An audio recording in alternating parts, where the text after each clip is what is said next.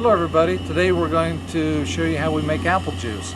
And there are lots of ways to make juice. If you have just a few apples, a few pounds of apples, by far the easiest way is to just go buy a countertop juicer and do it that way. So this is more like a commercial juicing operation but on a much smaller scale. This is appropriate if you've got several bushels of apples. I think when we're done we will end up having juiced about 10 bushels. Get a lot of juice out of that. So anyway, we'll walk through everything, and if this is useful to you, that makes me happy. So we'll start right over here.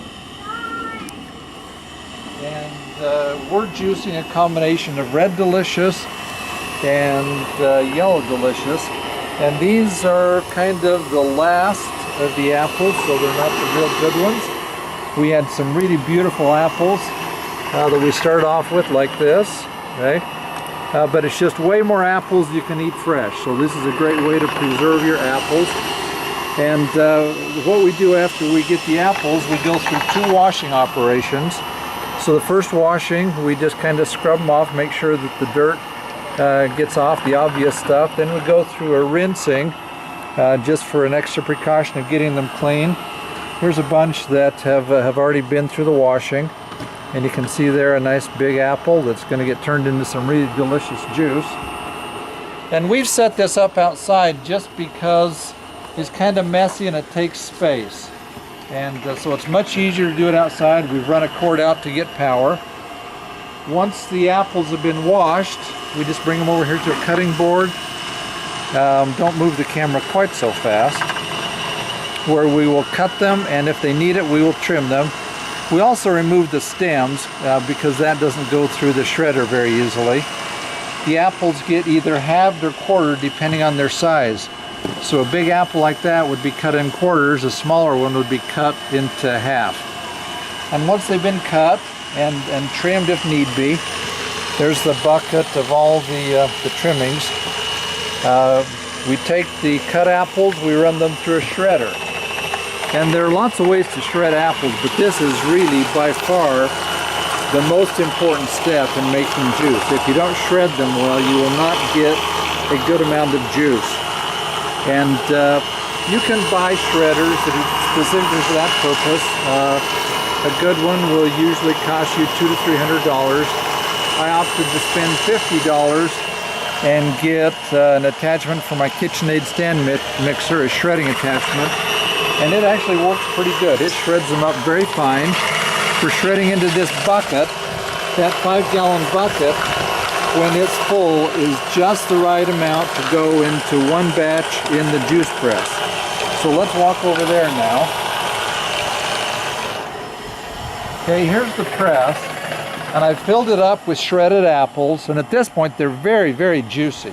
The juice will just begin to pour out just all by itself. The press is one that I made based on plans I bought off online. It's designed by a place called Volpex Research, and they give you all of the metal parts. They give you the screw with the T-handle, the bolts, the steel bands, all the hardware pieces, all the wood you've got to do yourself. They give you plans on how to cut and assemble all the wood pieces. So that actually works pretty good.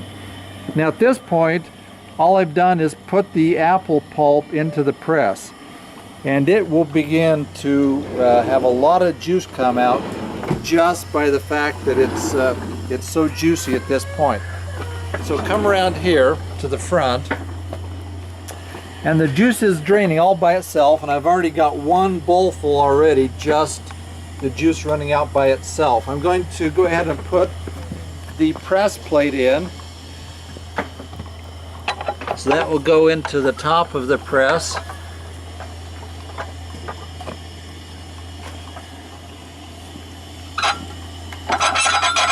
In fact, if I just press down on it, you can see the juice start to come out.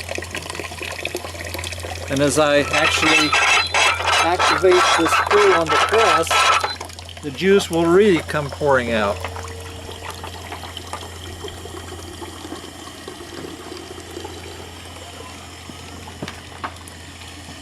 You want to make sure you've got something good to catch it in, something that's big enough.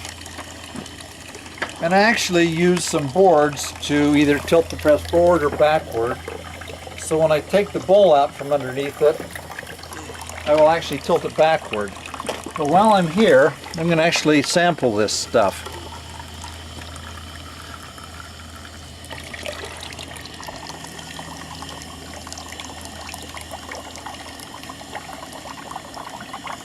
Boy, that is really good.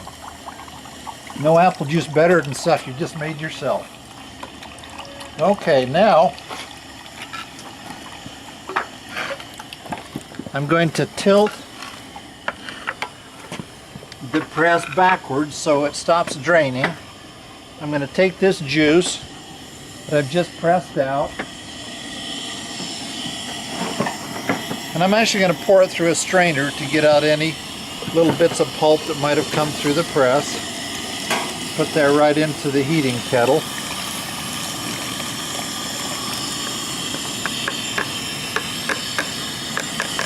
Okay.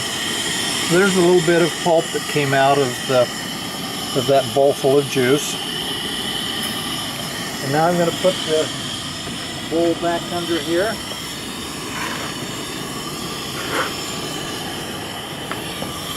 Bring the camera over here.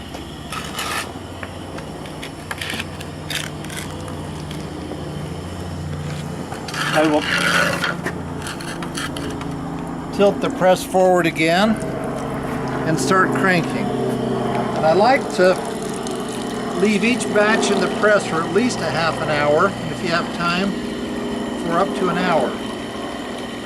The longer you leave it in there, the more juice will come out. In fact, when it seems like there's no more juice coming out, if you just walk away and leave it, even overnight, it'll come back and there'll be another cup or two of juice.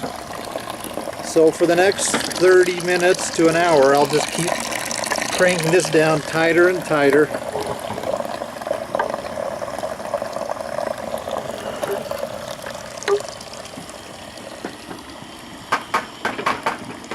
Okay, now when you're making that much apple juice, I think we'll end up with about 20 to 25 gallons of juice. Obviously, you can't drink it as fast as you can make it. So we're processing this.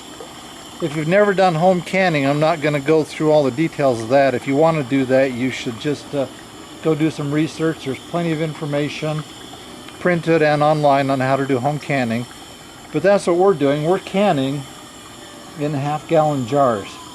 And so the way we do that is we'll put the juice in a kettle. We'll heat it up to about 190 degrees. And we do that for a couple of reasons. One is because it really minimizes the processing time, and the other is because it allows you to fill the jar almost completely. As the juice gets hot, it expands. And so when it's really hot, you can fill the jar almost completely. You process, and then when you take it out, the juice cools and shrinks, and that's what creates the seal. So we're doing it in half-gallon jars, and whatever jar size you've got, you got to make sure you have a kettle big enough to process that in. It should be big enough to have water completely cover the tops of the jars, and we process that for 20 minutes. The recommended time is actually 15 minutes, but I go a little bit longer just to be safe because we're here at about 5,000 feet elevation. And so once those are done, they'll come out, and over here we can see the finished product from the last batch. Go ahead and get down so you can get straight on, and you can see there that you've got about 3/4 of an inch of head space.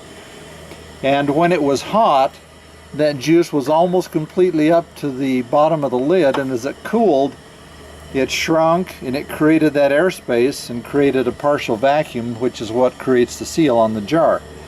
And so when you do this, you now have that juice you can enjoy for a long, long time. We have some that we've done a couple of years ago. It's still very good. So it will keep for quite a while once you've done that.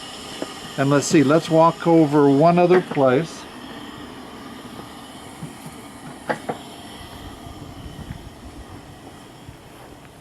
Here's the remnant out of the press.